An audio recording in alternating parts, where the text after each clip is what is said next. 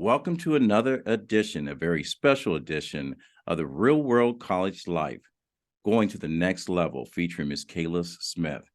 This episode is brought to you by RMK Productions and the 10 United Podcast Network.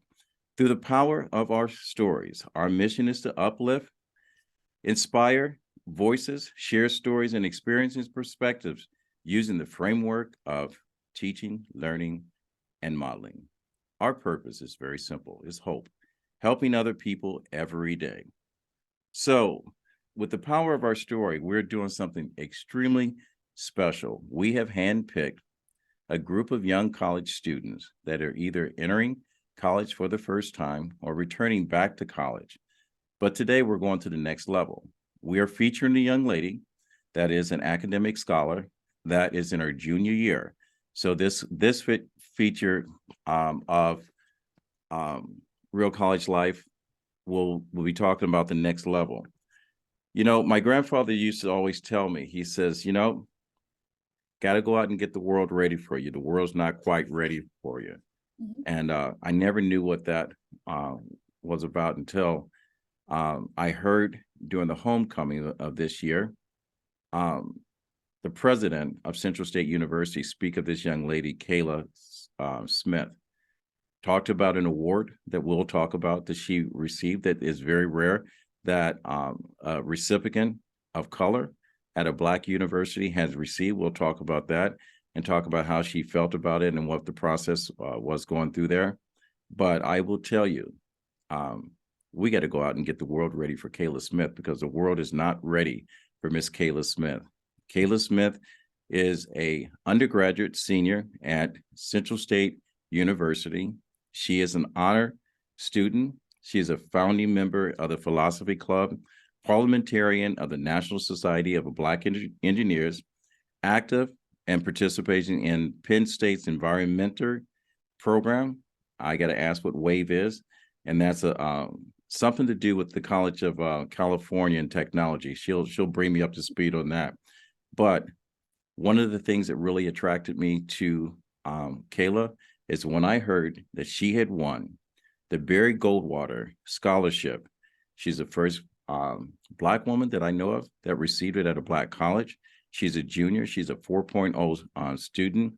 And she will now be one of our featured podcasters of our real world college experience. But we are taking it to the next level because she's in her junior year, preparing to step out into the world. Ladies and gentlemen, we will be chronicling the life of Miss Kayla Smith from her junior year to her senior year to graduation to see what she does next. Ladies and gentlemen, I want to introduce you to a special, very special lady, Miss Kayla Smith, Central State undergrad. And I, too, am an alumni of Central State University. Kayla, welcome. Hi, welcome. Thank you for having me. Well, thank you for allowing this privilege, and thank you for being part of this new team. I would like to call it an experiment, but I will tell you, the reason why I started this, because I know what life was like for me as a freshman. I felt like I was on an island all by myself. I knew I was special. I was treated different. Mm-hmm. Sometimes I was ignored by the people that looked like me, but I also know that when I first had my college experience, I was at another college when I was one of 8 Black students on a campus, and I felt like an alien. Mm-hmm. And the fact that when I decided to transfer and I was looking for another school, my Uncle Bill, William Daniels, brought me to this place called Central State University. At that time, had this little breezeway. And when we pulled into the campus, they had a little circle that we had to go around, which is no longer there. And we'll talk about that. I got out because there was a group of people playing the calypso music in there. And I told my uncle I felt like home. Mm-hmm. And there's something special about Central State University, and we'll hear your story. So Kayla, welcome. I'm going to talk as little as possible, and you know I like to talk, but we want to know your story. Give us a little background so the people can get the chance to know you, and they're going to know you a little bit more throughout the year. But tell us where you came from, how you ended up at Central State, and what life is like as a junior at Central State preparing for the next level of your life. Right. Well, thank you for having me once again. Thank you for I've never been introduced like that before, so thank you. Um, well, I am a native of Cincinnati, Ohio. I grew up in Anderson Township. I don't know if many people know about the east side of Cincinnati. That's where I grew up. I went to Turpin High School. And I went to a predominantly white school my entire life. So Forest Hill School District is a predominantly white school district. So I was one of maybe 10 to 15 students in my graduating class that were of African American descent. And that was that's just all I knew pretty much. And I told my mom, I was like, that really wasn't my speed. Like I felt out of place. You have to adapt. I mean, when you grow up in a situation like that, I was grateful for the school that I went to. I was grateful for the experiences that I had. I was grateful for the teachers. I was prepared. Number one, I was prepared for college. And that's one thing I will say. But socially, I struggled. And going into Central State University was a whole different beast within itself. But my mom and my dad live in Cincinnati, Ohio. They grew up in Muskegon, Michigan. And most of my family's in Muskegon, Michigan now. I have 3 older sisters. I'm the youngest. I'm the baby. I have 6 nieces and 3 nephews now. So I'm only 21, but I feel like I'm 40. And it's just, I love family. That's the reason I'm able to exist now, because of my parents, because of the people that stood in my corner, listen to me read essays over and over and over, listen to me read PowerPoints and just presentations I have to give and everything over and over again. And when you step into the world of academia, I feel like if you don't have that sounding board to listen to you, correct you, Kayla, you're doing this, you're doing that. If I didn't have that, I would not be where I am today. My family is a huge contributor to where I am today.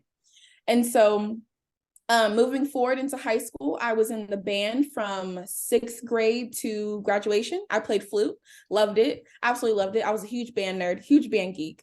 All right. My senior year, we actually formed a bigger band with the other high school in the district. So we were a huge band. We were competing with some of the biggest bands in the state. That was a really cool experience I got to have. I was first chair my senior year. I was a flute section leader for my senior season. And it was just an all around amazing experience. I got to be around other band geeks. I got to be around people that necessarily didn't fit in with the high school. We don't play football. We don't cheer. We're not in the popular kids club. So I think that's where I kind of fell into that underdog position, because I like things that the status quo of my peers did not really enjoy. And I've always loved to read. I've always loved to ask questions. That'll get answered later in the podcast. I just loved people. My mom's a social worker. My dad's a professional musician. So my family is very well-rounded in what we do. They had a DJ service for a while. So I always loved music. I was raised around music, all types of music. I love classical. I know that's not very common. I love classical music. I love Bach. I love Beethoven. Not just to study to or to listen to when I'm stressed, but literally just to listen to. I will drive and listen to classical music. And that when everyone else is in the car with me, I'm gonna listen to a podcast, classical music, sometimes hip hop, I won't lie. But those are my 3 go-tos. And when I have people in the car with me, they're like, okay, Kayla, what we listen to today, like Beethoven, or we listen to a podcast. And I'm like, you got into my car, sorry. So that's kind of the background of me a little bit. And I think going into high school, I didn't really know what I wanted to do with my life, but I knew I had a fascination with space. I love talking about things that hurts my brain, if that makes sense. I love talking about things and asking questions that I don't necessarily understand right off the bat. Yes, I know 2 + 2 is 4, but what are the essence of numbers? What are infinities? Are some infinities bigger than other infinities? Those types of questions always fascinated me. I love to understand why things work, which is why I'm in an engineering program. But I also wanted to understand why we exist and what is our place in the universe. And so that's why I go into looking for life on other planets. Yeah, it sounds very sci-fi-y, but in hindsight, it can really help us as life on Earth. So that's a little background of coming into high school. Didn't really know what was going on. I didn't really know what I wanted to do. I was just coasting through high school. I look up, it's my junior year of high school. And I'm like, okay, what's next for Kayla? And my mom, my dad, we just sat down and started to brainstorm. My dad was like, maybe you should look into the military. And I'm like, no, the military? Like, I don't want to go into combat. I don't want to do all that. Your stereotypical thought of when you think of military, you think of that. And so a 16-year-old in high school, I'm like, nope, I'm okay. I don't want to do that.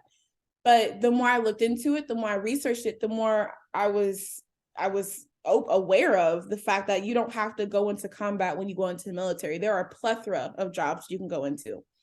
And so my junior year of high school, I started to look into the Air Force. I was interested in their space systems operation job, which would mean I would help space systems operations, which sounded right up my alley. So I'm like, okay, I'll go for it. Took the ASVAB, which is like your MCAT or your GRE or your ACT or SAT before the military. I took that. I scored pretty well. I qualified for the job that I wanted to go into. So they sent me to MEPS. MEPS is like a place where you go and they check you out physically, they check you out mentally, make sure you're all squared away, and then you pledge. At that point, you actually take an oath to serve into the United States Armed Forces.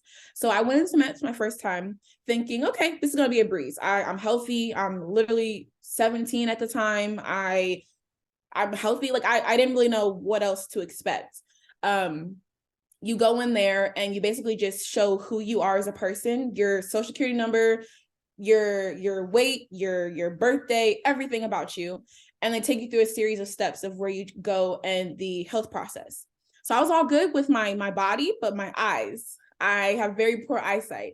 My dad has very poor eyesight. I get it from his side of the family. And I didn't know that would disqualify me at that point. I thought I could get LASIK and it could just be all okay. But I was later found out that my eyesight is just far too bad for the military to qualify me as a healthy, applicable applicant. So I got disqualified from the military. And to me, that was probably the biggest blow because I hadn't really prepared for anything else. I hadn't prepared for college at that point. And at this point, I was a senior in high school. That whole process takes a while, going through the recruiter, going through all of that stuff. So by the time I really got the final, no, you can't do this, I was a senior year in high school, my fall of senior year, which is when you start applying to colleges. And I truthfully hadn't even started the process. I hadn't even looked at colleges. I was full force into the military. And part of me was like, why did I put all my eggs in one basket? Like, shouldn't I have been smarter than that?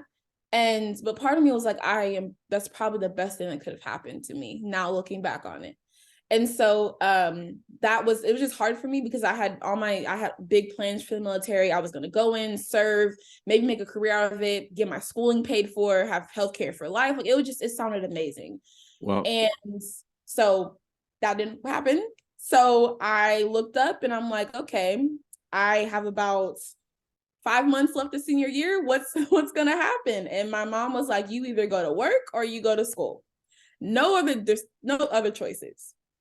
well, And sorry, go ahead. I'm going to tell you, when we release this podcast, and I'm going to let you continue, there's going to be a recruiter that's going to look at this and says, man, oh man, I dropped the ball, because they should have found a way to accept you instead of looking for ways not to accept you. I mean, ladies and gentlemen, I'm going to tell you is that everything that you think about the stereotype of a young lady attending a historically Black college, or whatever bias that you may have amongst people that do not look like you, when you listen to this young lady, all you can do is say, wow, I am not used to having people on my podcast smarter than me. I'm taking a back seat to you right now, Kayla.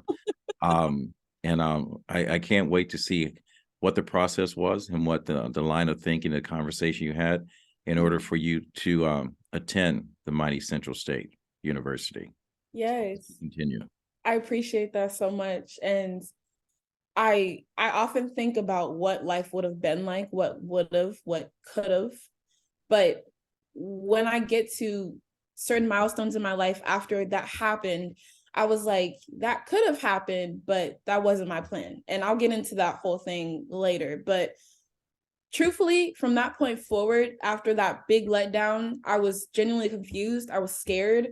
I didn't really want to go to work because I didn't want to work dead-end jobs. I didn't want to work at jobs that didn't fulfill me. I still had this burning passion to pursue space. I had this burning passion to fuel my curiosity and my questions and to learn. I think one part of the military that I really liked was the discipline of it, the structure, the rigidity. I like structure. I like having a schedule. Wake me up at 4 a.m. and I know what's happening every moment of every day. I know that's not how life works, but I think for me at 16, 17, 18 years old, that's what I needed. My brain was a little scatterbrained. I was a very good kid. I'm a very goody two shoes, if you will. And I like that structure. I like that rigidity of it. And so that was a big reason why I wanted to go to the military as well. College, to me, I've always just seen the movies. It's a bunch of drinking. It's a bunch of partying. It's a bunch of people everywhere. That's really not my speed. And I think there's a lot of misconceptions on introverts going into college, because if you're an introverted person, you know that you fuel off of time by yourself, off of quiet, off of you being able to control a space. When you go to college, 9 times out of 10, you're going to have a roommate that freshman year. 9 times out of 10, you're going to be pushed into Pirate Week and you're going to have to deal with all the freshman jitters and the candlelight ceremony and everything like that. You're going to be literally thrown into being social. And that's getting a little ahead, but. Wait, well, let me ask you one question, because Yes. we have something in common. I have a story to tell you. Mm-hmm. Tell us about the candlelight ceremony you just brought up, because that's not at every college. I just want to let you know that. Oh, yes. Okay. So when you come into Central State University, you're considered a pirate. You're not a marauder yet. You're not an official student until you cross over the sunken garden, which is in the middle of campus, until you get your candle lit and you literally go through the sunken garden with your candle lit without getting blown out by all the other centrillions or other marauders, and you make it through, you're finally a marauder. I'm not quite sure how the centrillion aspect works. You have to educate me on that. I know that's when you graduate, obviously, but I'm not quite sure I'm not quite sure if I'm supposed to know the whole process of that yet. But yeah, so when I came in, I'm not used to a lot of people wanting to like be my friend, I guess. So that was really big, having to be social right off the bat. I cried after they were like, okay, parents, you can go. I was like, I'm literally an hour away from home, but I did not have my car freshman year. People are like from the Bahamas. They're hours and hours away from home. And I'm over there crying like a boohoo baby. But I think from that point forward and being thrown into that environment, yes, it scared me to pieces when in the moment. And I was like, I don't like all this. But looking back on it, that's probably the best thing that could have happened, because I started to learn my surroundings. I started to understand my surroundings. I think if they just said, okay, you start classes Monday, like they do at a lot of other schools, I feel like I wouldn't have been as aware of where I am. And so when you said that it feels like a family, I think that week is a huge contributor to that, because if I didn't have that week, I don't think I would have adapted quite as well. Even though, yes, I may not have the most friends now, I may not be the most popular, but I learned what I was around, what the surroundings were, what the foundation was, and that grounded me. As being an introvert, that helps ground you. So, well, let me tell you, the candlelight ceremony is unique to Central State University. I have been to welcoming ceremonies from my kids going to private colleges. Mm-hmm. And it's nothing like Central State. I went through the candlelight ceremony. And for those of you that are trying to figure out what candlelight ceremony is, it's basically your introduction into the beginning of your life.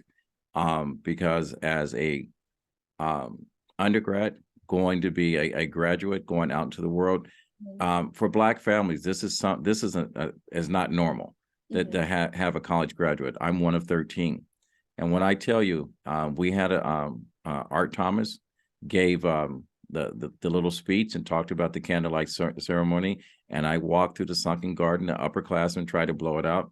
And I will tell you, when I got to my dorm, I had made it with that candle lit, and there was one upperclassman waiting in my dorm, and he went to attempt to blow it out. And I said, I've gotten this far, and you're going to blow out my candle? I said, both lights are going to go out, not only mine, but yours too. And he let me pass. And I left that candle in my windowsill that night, because I was going to start and I was going to graduate.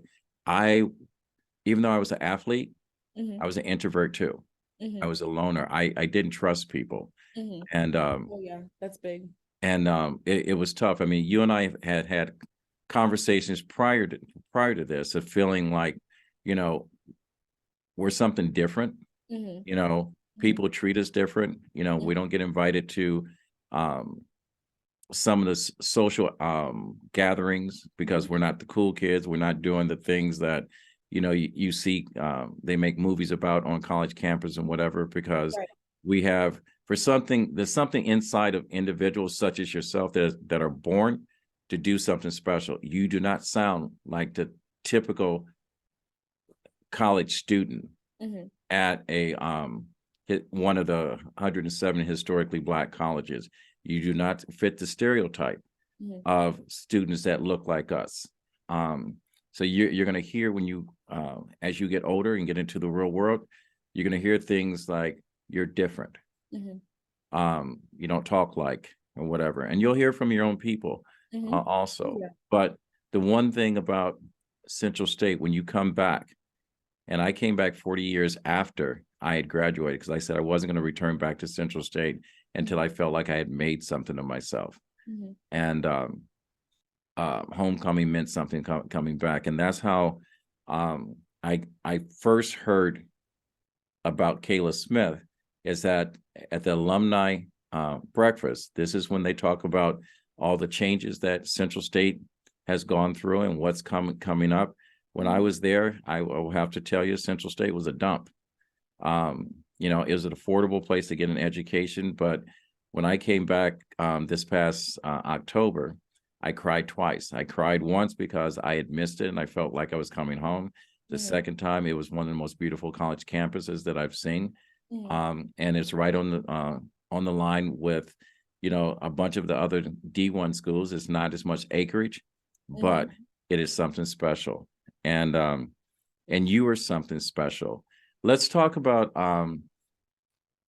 who did you connect with as far as teachers, because the molding and the development and the conversations that prepare you for the next level which you are at, there are always one or two people in the administration building. It may be a professor, it may be the person that is running the grocery store that's on your campus, and you guys got things that would have put me out of business, because I have my little side hustle of making chips and bologna and cheese sandwich, ham and cheese sandwich. Now you guys got your own little store on there, would have put me out of business. Who right now, who's that person that you reach out to when days are long and nights are tough and you get homesick or you're just kind of in your head? Just one? No, you can talk about, this is your show. You can talk about Okay. anything you want to. Okay. If you talk about the new sneakers you just bought, let's talk about it. You can talk about the pizza shop you hang out, and we can talk. And if you want to talk Right. about Herschel Walker, I'm going for that too. Okay. Professors, I would say Dr. Kendaya, Professor Chakravarti are probably the two main professors as of like the turning point of my like trajectory of at Central State. Like they really molded me. As far as faculty and staff goes, the honors college staff, absolutely amazing. And I know the honors college is new. It wasn't even here when I got here as a freshman. And since they've been here, they have done tremendous work. But I'll start with Dr. Kendaya and Professor Chakravarti. So Dr. Kendaya is the chair of environmental engineering and water resources management currently. And he is the reason that I even got my internships. The reason he believed in me when I didn't believe in me. He saw something in me that I didn't even know existed in me. I was a sophomore. I was my sophomore year, and it was all COVID. And at that point, I don't know how other colleges work, but when you're a freshman, you don't typically go to straight into your major faculty advisor. You gotta go through what they call like a freshman advisor. And so at this point, I finished my freshman year. Halfway through spring semester, it was COVID. I hadn't really talked to Dr. Kendaya at this point. I had like interactions with him here and there, but it wasn't really my time to talk with him yet. Sophomore year came around, he helped me schedule classes because at that point he was my official faculty advisor. Talked to him a little bit then. He was like, I'm really proud of you, got a 4.0 your freshman year, good job, great.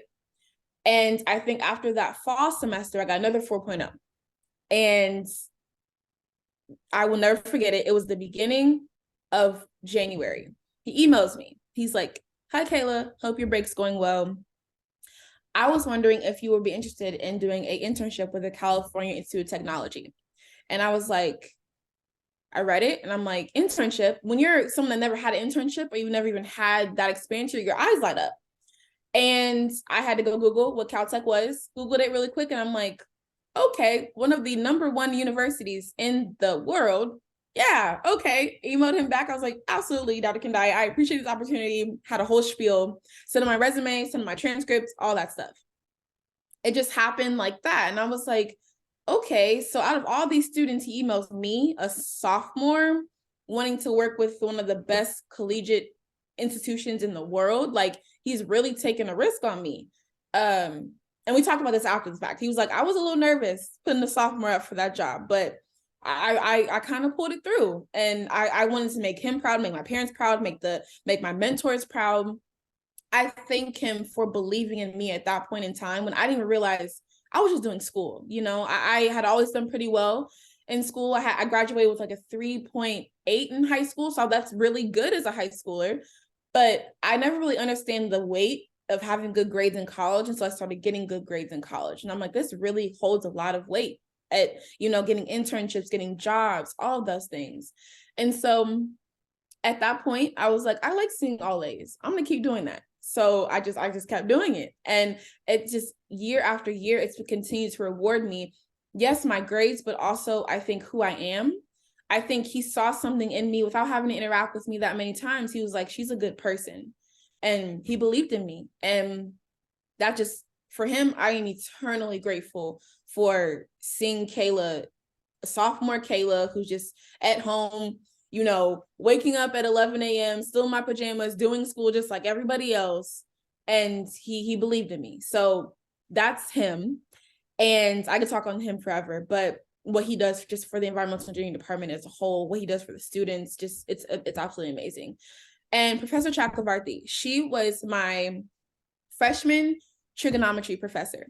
And as a freshman, I had taken trigonometry a little bit in high school, so I was fairly decent at it. And a lot of other students, I think, may or may not have had that background. And so I was told by many people going into college, you're going to go into, the professors are going to be stuffy. The professors aren't going to want to help you. The professors are going to be there just for a check. Like, don't even expect to get much out of a professor. And I'm like, okay, that's great. So I already knew I had to go in there working extra hard. But when I got to Central State and I got to this math class, and math is not a lot of people's favorite subject. I love math.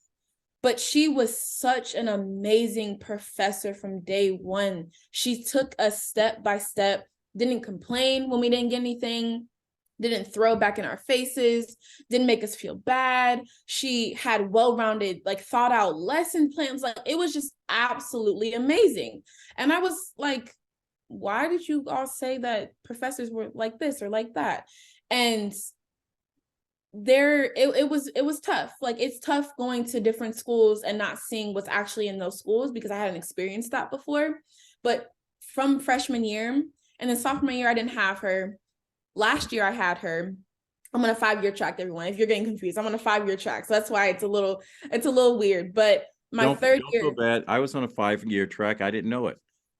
Yeah. But the thing is, I think a 5-year track helps you expand more. It helps you accomplish more, in my opinion. Yes, you're still taking classes, but you get a lot more out of it than you're just cramming in 4 years, in my opinion. But that's not everyone else's opinion. But my third year, I had to take Calc 3 with her. And calculus was always tough for everyone. I had struggled a little bit in Calc 1 and 2. I was pretty nervous for Calc 3. But even then, like, she took everything so slow. I understood everything. I excelled really well in that class. And she's just phenomenal. And she supported me throughout all my internship journeys, out of everything.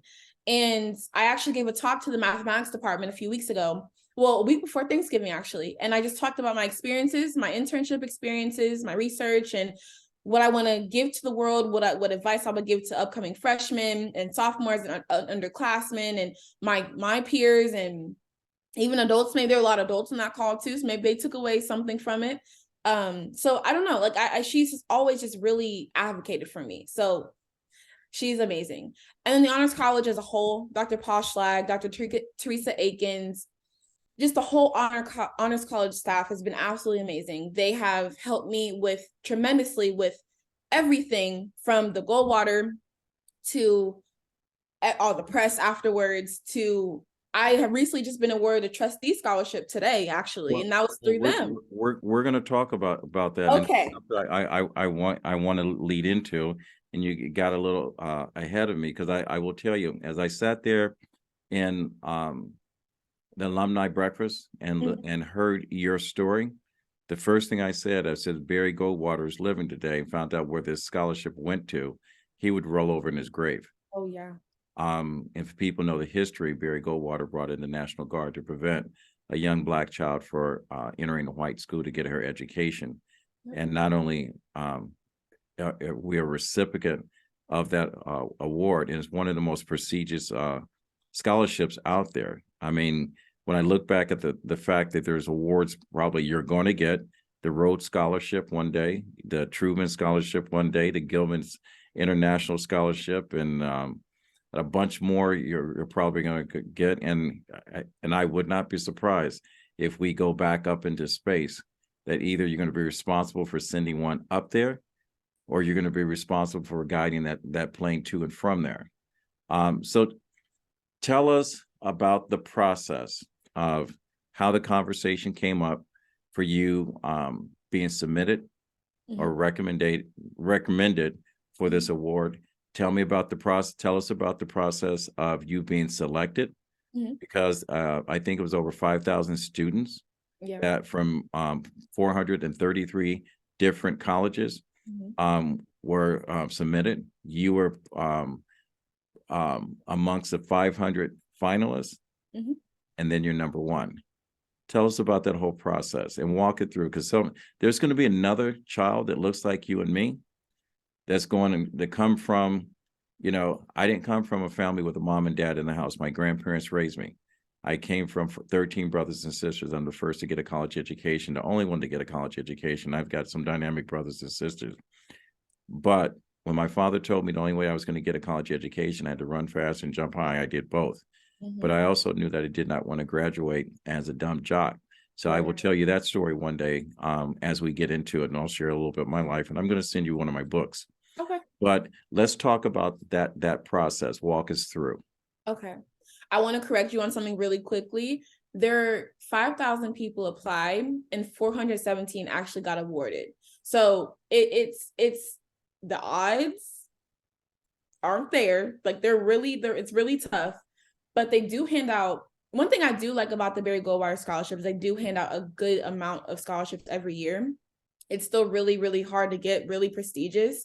And I'm not trying to like downplay it. I'm not trying to be like the humble person, but it's the whole, I'll get into like my whole aftermath of it. But if you're looking to apply, those are roughly about your odds. And if you ever have any questions in the audience, please let me know, because I'm always willing to help with that, because I want more people that look like me to win. And so winding back a little bit, it was November of 2021, and my mentor from Caltech, she emails me. She's like, have you heard of this scholarship before? And I'm like, I know who Barry Goldwater is, but I never heard of the Scholarship Foundation before. I don't particularly align with his values, so I didn't really really put that two and two together. And so she let me know. She was like, you'd be a really great fit for this. And I'm like, okay, cool. Like how, it's a scholarship, looked into a little bit more. And I'm like, there's literally a less than 10% chance that I will win this. She's recommending me. She sees something in me. I'll just go for it. And so that's in November. Typically, you get the application opens in September, and you have all the way until January to finish it. I got introduced in November.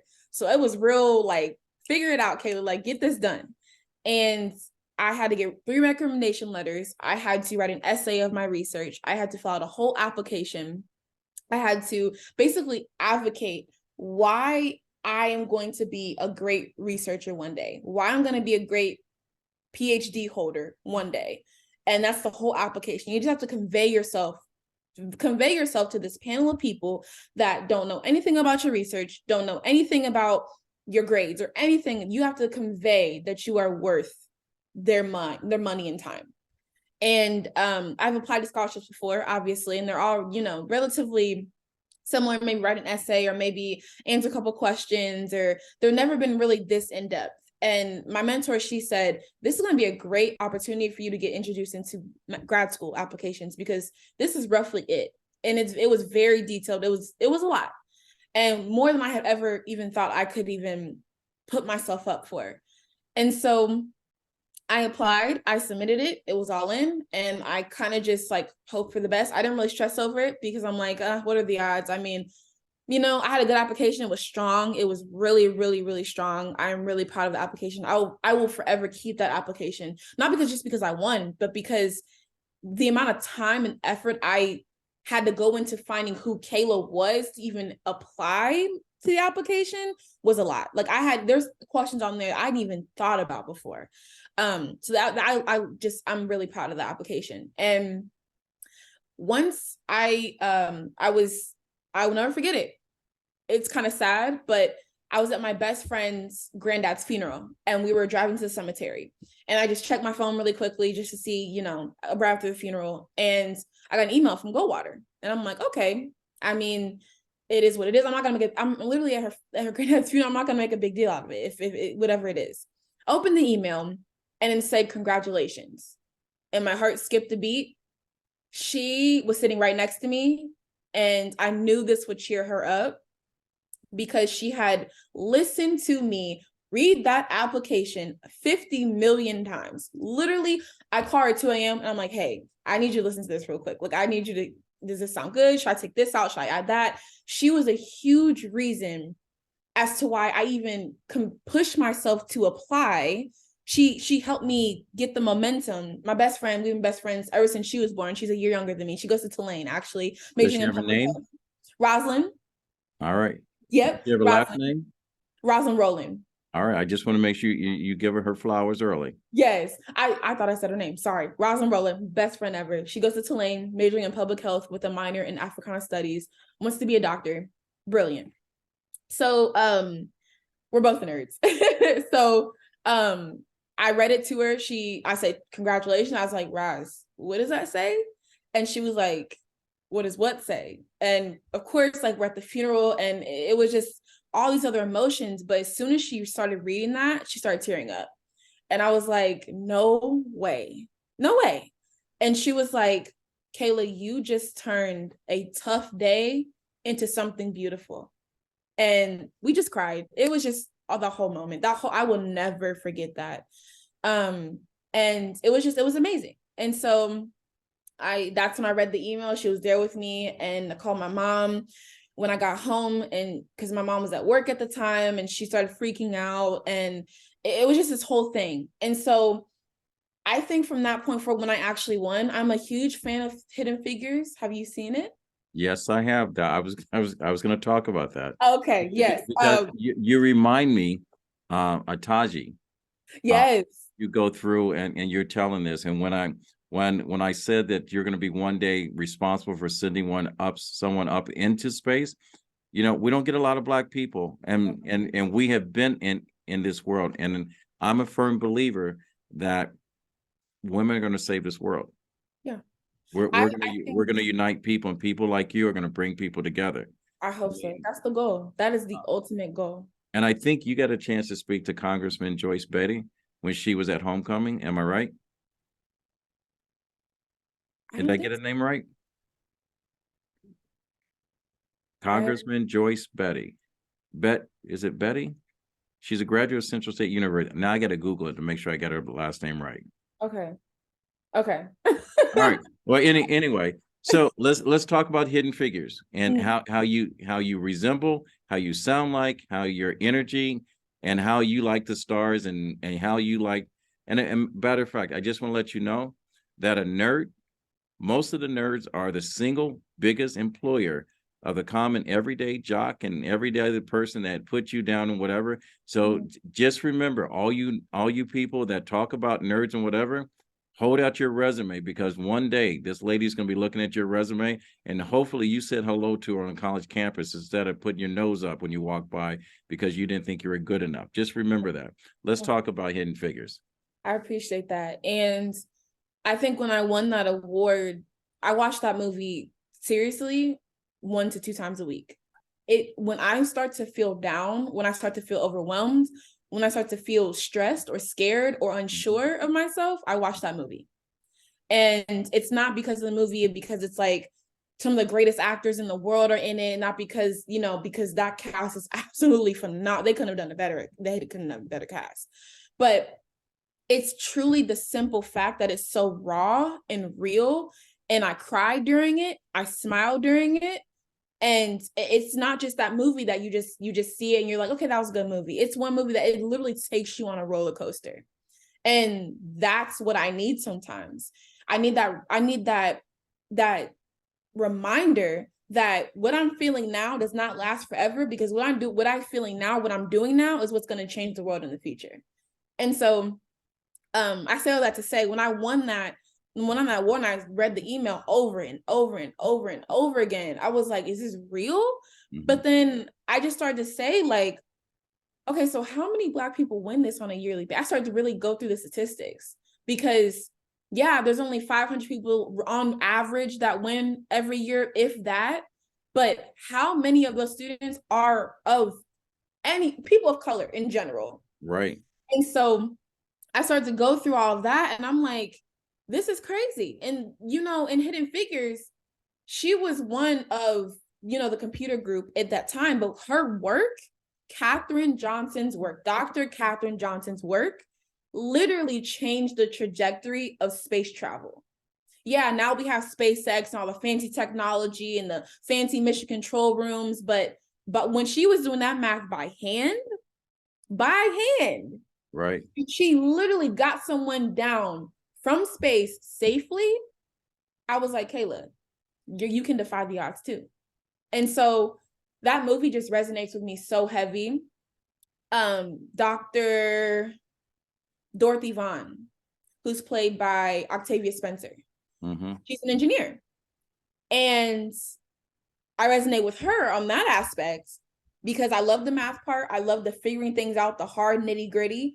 But I recently learned to code in the past couple of years. I didn't know how to code much. I had never been exposed to it. I'm pretty okay at Python now. She learned how to code from a book, not from a YouTube video, not from a lecture, from a book on how to code the IBM systems, which is Fortran, which is one of the hardest coding languages you can ever learn. That with me resonated so deeply because that's where I am now, and with Janelle Monáe, who played what's the character's name? Mary. Her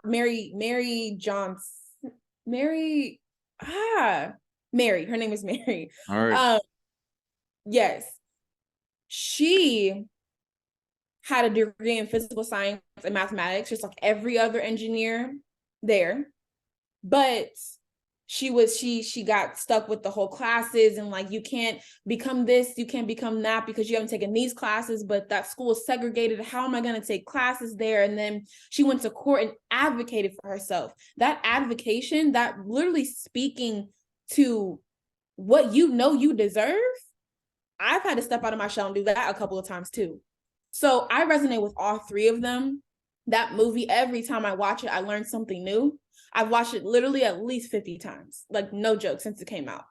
And it's changed my life every single time. So I say all that to say, Black women and women in general are literally changing the face of not only space travel and space exploration, but across all fields. I just resonate heavy with space travel because they were asking the questions, they were doing the calculations, they were literally testing the rocket ships that sent historic missions, historic people to space for the very first time.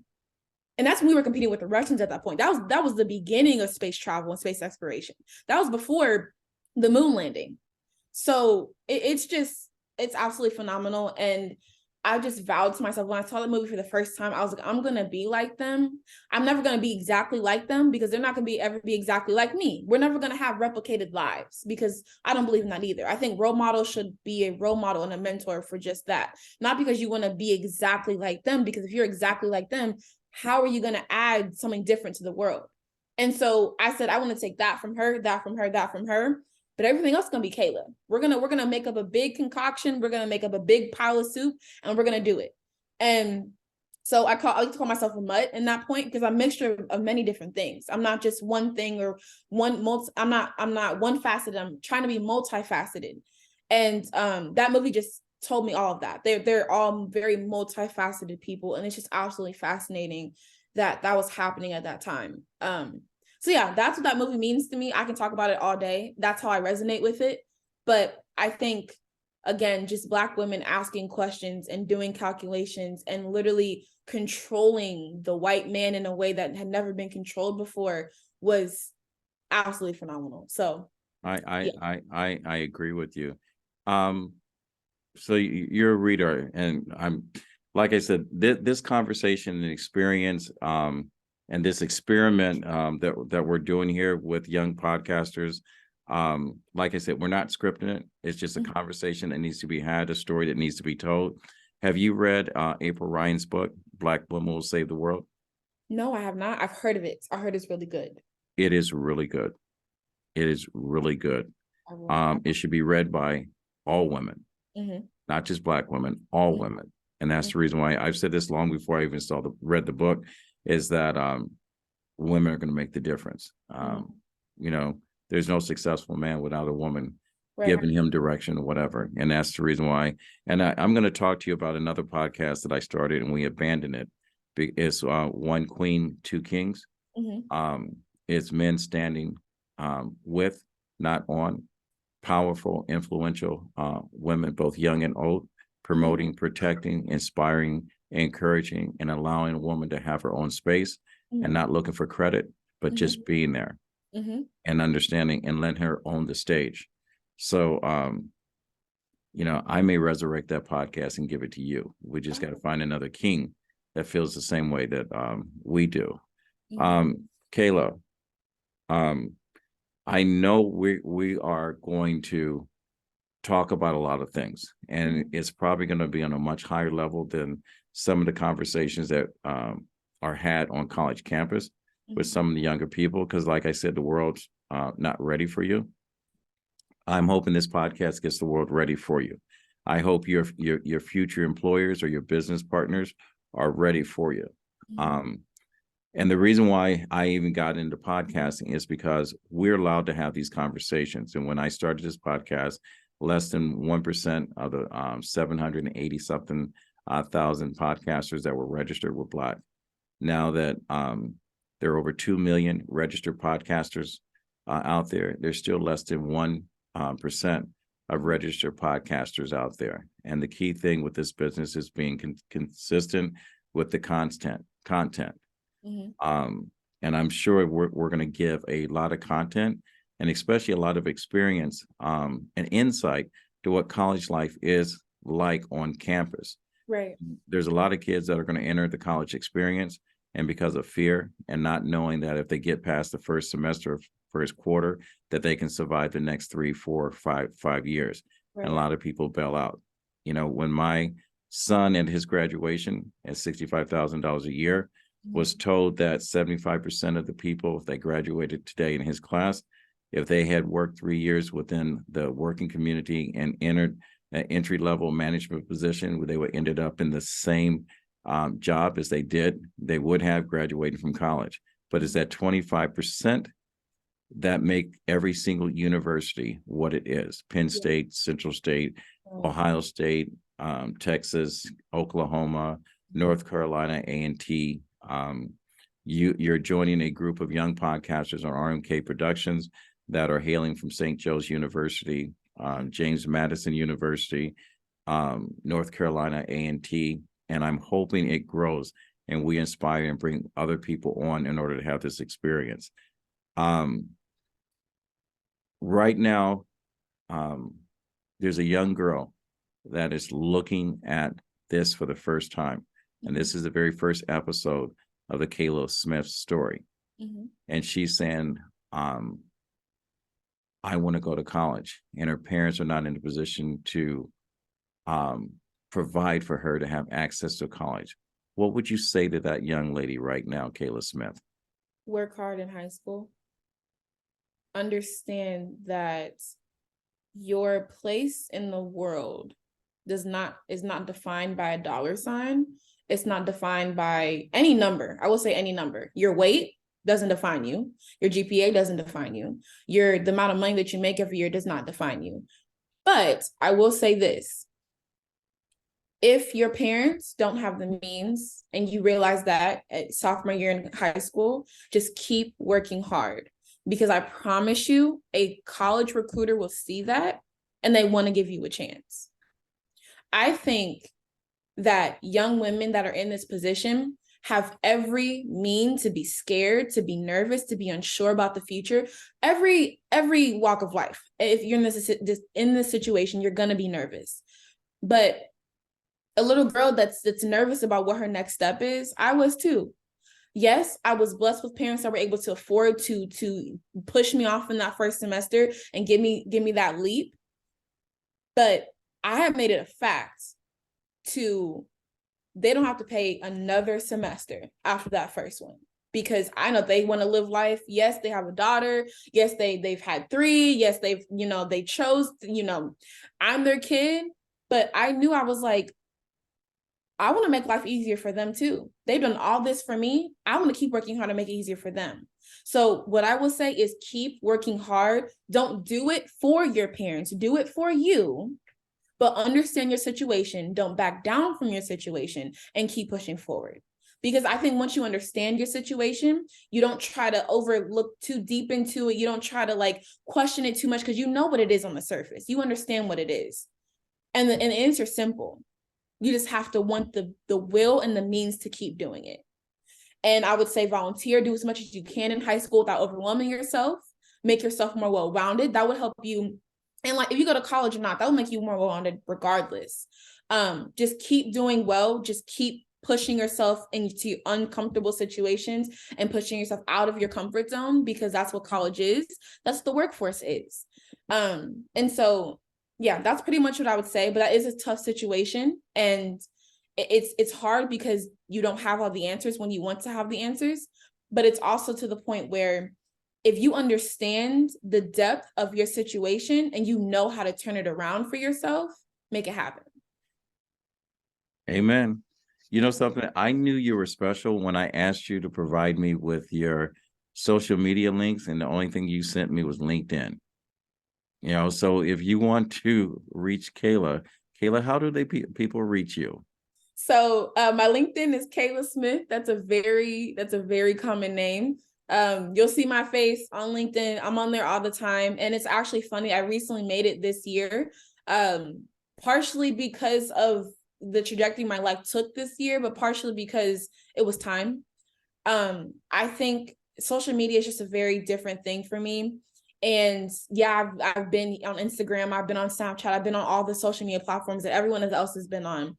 But LinkedIn has solidified so many connections, true connections with people that I would have never met otherwise. In a somewhat safe, all social media platforms aren't the safest, but in a controlled environment where you know what you're getting when you see that person. And my profile is me. Yes, I have all my accolades, my schooling, all my job previous experiences, but it's also just Kayla, because if you ask me what do I do or what do I like, I'm probably going to tell you something on my LinkedIn, because that's kind of what I'm into right now. And so I just think it's just a great platform. So it's Kayla Smith. You'll see me. I'm wearing a maroon blazer. I'm crossing my arms, smiling. So you won't miss me. And just don't be afraid to message me. And I would love to talk with everyone and hear your opinions on just life in general and how to navigate life, because I'm still learning. So I would love to hear people's responses, because I'm only 21. I only know so much. But I feel like you never really stop learning. So. All right. Now, Kayla, I'm going to ask you one more question before we exit, and we're going to come back to you just before the Christmas holidays. Do you journal? I do. All right. Because I'm going to tell you, I want to be in first in line to have your first book because I know it's coming. My book, Indispensable Games of X's and O's, How I Learned Everything About Life. I learned playing high school football. It came from my high school journal. And it made it easy because I had the notes, every positive, every negative experience. Every time I was down and out and whatever, it became therapy for me because, you know, Black people don't go to therapy. You know, we go to Cousin Ed or Aunt Lisa or whatever the case may be. And, it's cheaper that way. And we normally get the real truth, God, and fix it. You take control of your life. I will tell you, the world is not ready for you. And to all the people that follow RMK Productions and Network, I'll ask you to subscribe. For all you undergrad and graduate students or people that are planning to look at a college, look at the real world of college life that we're sharing with you. Kayla is on the next level. She is our first upperclassman that we have on there. And we're probably going to learn a lot. I'm going to talk a lot less and listen a lot more. And I don't know what we're going to talk about. We could talk about movies. We can talk about business. We can talk about mentors. We can talk about books. We can talk about current affairs or whatever the case may be, or may just talk about, you know, life in general and dreams. But we are going to talk about it. So I appreciate my fans. I appreciate Kayla Smith, scholar, academic, fine example of a human being, not just as a Black woman, but as a human being. You are going to make an imprint in this world, and you're going to raise the ladder for everyone and provide opportunities to climb. You got big shoes that someone else is going to have to fill. You're going to provide a lot of opportunities in the very near future. I always said that if you want them to pay you more, you know, be a 4.0 student and give them a reason why they have to pay you more. If you want them to give you more and provide more, don't ask for a handout. Show them what you can do with your hands and that mind. And those numbers. We're going to see your movie one day. So if you like what you heard, subscribe, follow.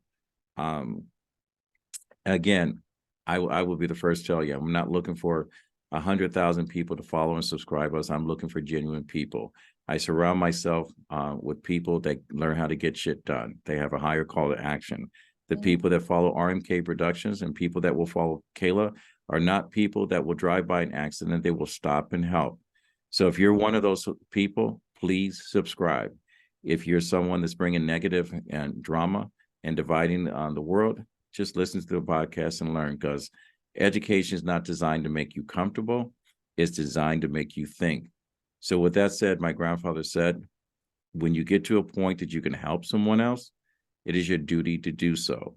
Reach one, teach one, and we'll fade to black. Until next time with Kayla Smith, the real world of college life, going on the next level. Thank you and good night.